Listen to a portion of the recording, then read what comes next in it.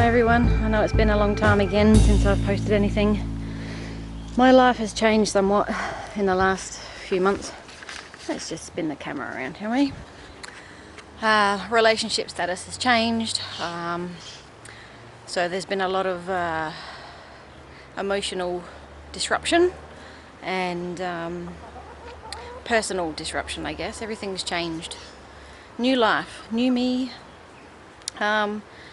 which has left me with little time and I guess inspiration to get back into the yard, into the garden. But I'm trying to get it set up for winter so I can have some winter crops.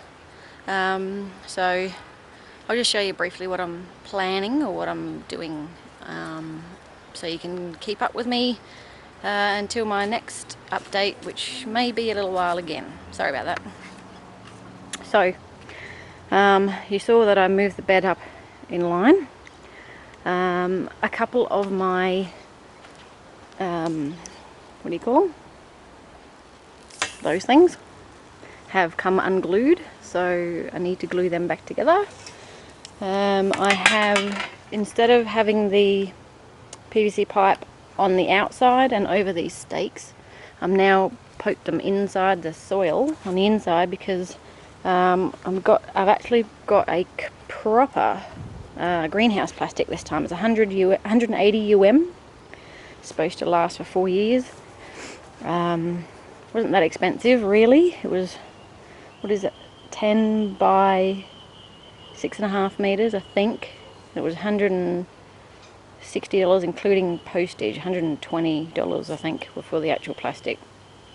But it should last a lot longer than the builder's plastic, so I want to do this right, obviously. So having been to some greenhouses and seen them on YouTube and on the internet, what they tend to have is, so in summer you can actually let ventilation through, is one panel of shade cloth. So on this side, because this is basically where the sun comes from and the breeze generally is from that direction, from this post here down to the timber, I'm going to have a panel of shade cloth which will be fixed permanently. I haven't really exactly figured out how I'm going to attach all this yet. It's a bit tricky, but the shade cloth will be permanently attached to this somehow. And then the plastic will be firmly fixed on the other side over there to the timber, wrap up and around and join onto this bit. And then this last section, so from this bar downwards, will be sort of half loose. What's going on there with the kittens and the chicken?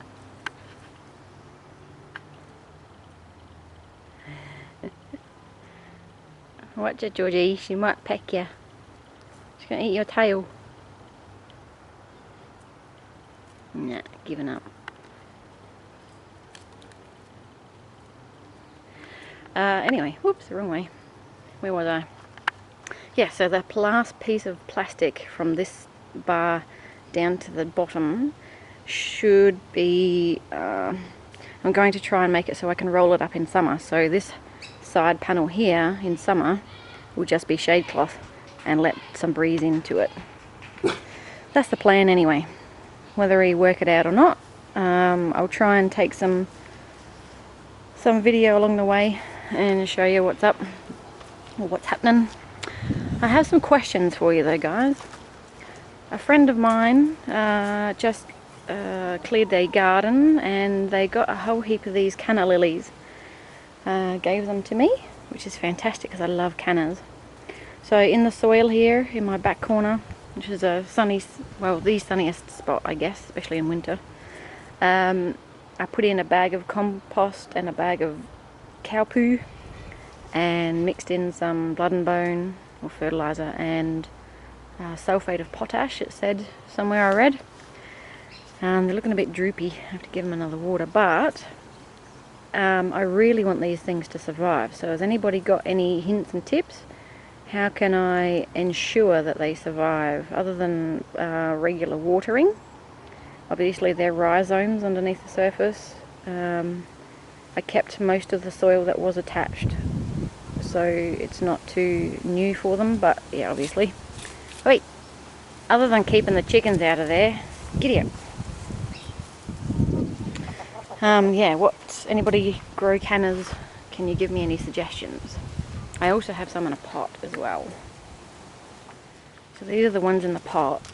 These are actually looking a lot happier.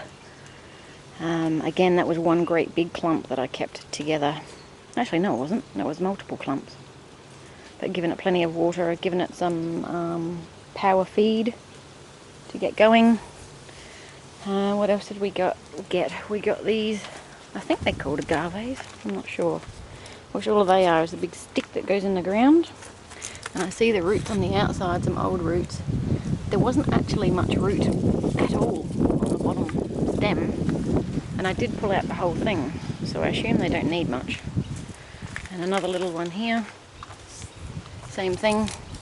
I just stuck that in the ground, have given it a really good water. And these ones here, which I'm not sure what they are, they kind of look like part of the fuchsia family, but not exactly. They had also like a tuber type thing on the right at the very bottom, but I did actually snap a bit off, so they're not looking real happy. I just keep giving them, we'll make sure they're moist. They are in a full sun spot, so maybe I need to move them out into the shade a bit so that they're not struggling. And the other thing is these ones, they actually grow up to be kind of like big ponytail, I think they're called ponytail plants. They just put out heaps of these leaves all the way up and get about, I don't know, massive tall. So I've got all these little pups that were growing on the ground. I've planted them in there with some potting mix and cocoa peat, given them some power feed, and I trimmed off most of the leaves so that it has the energy to live rather than having to provide energy for the leaves. And there's one other one over here. That was a tall one. And the root on this one is probably about a foot long. It just goes right underneath there over to about here. So yeah, any suggestions on caring for transplants? It's coming into winter here now. Not that our winters are harsh. This spot here will get sun for probably 4 hours, 5 hours a day. So I think it's a decent spot. But yeah, I would like to.